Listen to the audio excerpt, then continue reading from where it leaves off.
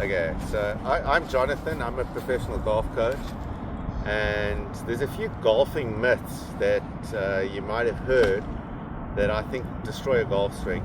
And it's very important that you understand that your first swing is your most important swing ever. The first time you hit the ball is your first reference point. If you mess that up, there's no comeback. You're basically setting the trajectory for the rest of your golfing life.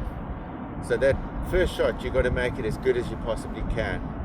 Otherwise, if let's say you were in a 100-meter race and you were on the start line and the 100 meters was 100 meters away and that's the distance you had to run, and you could run the 100 meters in 10 seconds, you'd want to start on that line or close to the finish line, right?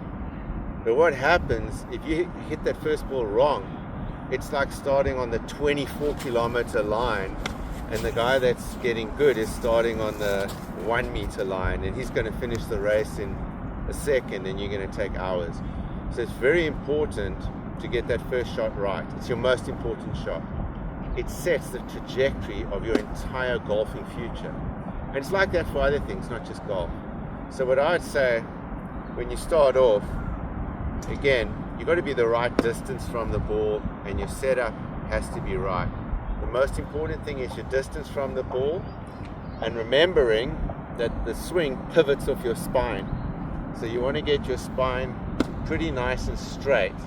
It doesn't have to be dead straight, but definitely if you're standing like this, you're disengaging your hips. So you want to be in a fairly athletic position and the right distance from the ball. Then golf is a left-handed game for a right-handed person. Your left arm is closer to the target, which means it's got to get there first.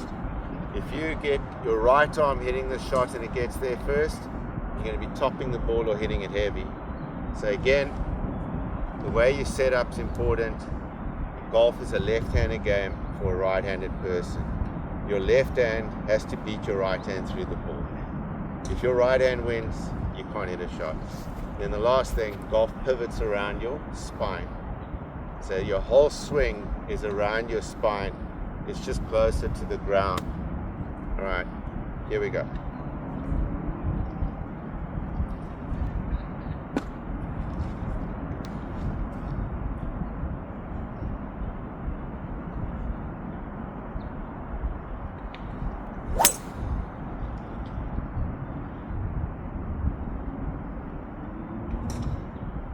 Okay, so again, I'm also letting the club hit the ball.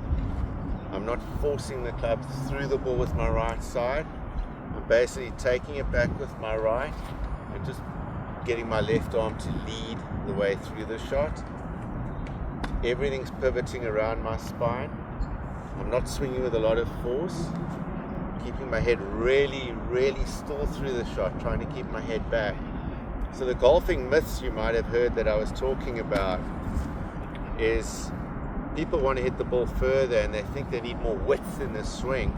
And what that does, it makes you use your arms too much on the way back when you should be using your wrist and shoulder to get the club back around your spine. So you should be setting your wrist and turning. And what most people do is they start using their arms and the club gets away from their body and they can't get it back because now they're getting over the top of the ball. So I'm trying to swing the club in a circle around my spine. So the club doesn't draw straight lines. I'm not swinging the club in a straight line. The club's moving on an arc. But my left arm goes back in a straight line for about this far back, the first few inches of the swing. My left arm forms a straight line. The club never does. The club moves in straight away. It's always inside the ball. I'll show you some videos of professionals. They never get the club going in a straight line. I'd go as far to say that even on a putt, it moves on an arc. You're not drawing straight lines with the club face. It's got to always move around your spine, which means the club's opening on the way back and your shoulders are closing on the way back, which means the shot feels like it's going straight right. When you come back and you start your downswing, you're swinging so far right, it feels like you're shanking the ball, right? So when I'm hitting the shot, I'm not doing any straight things with the club face. It's moving in a circle. When it comes back, the club is open and it's moving right. So it feels like I'm blocking the ball 45 degrees right when I hit a straight shot. So I'll show that. You can see my arms are moving, and now they're turning around my spine like this. Now if I move a backswing and I turn around my spine, you can see my arms are pointing that way, right? And now I'm actually swinging that way, but what squares the club up is my hips turn. And as my hips actually turn around to the left, and I pull this left hip behind me, yeah, right? So as I pull the left hip behind me, this is the other part of a straight shot. My right hip moves straight, like along a curtain rail or a railway track. It moves straight into the target. So the two things that make a straight shot are my left arm going straight for a little bit on the way back, and my right hip going straight for a little bit of the way forward. That makes a straight shot. So if I can get my left arm to go straight and my right hip to go straight, there's a dead straight shot. But if I try and keep the club in a straight line, that is not a straight shot. I'm going to get over the top of the ball if I try and keep the club in a straight line on the way back.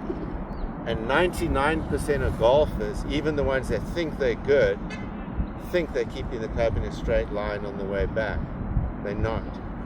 Also, your arms, you're not using in the backswing. You're using your wrist and your shoulder. You're never pushing the club away with your arms. You do that, you get disconnected, you lose all your power in the swing. So that's the golfing lesson number 1, counteracting all those golfing myths. That's it from me.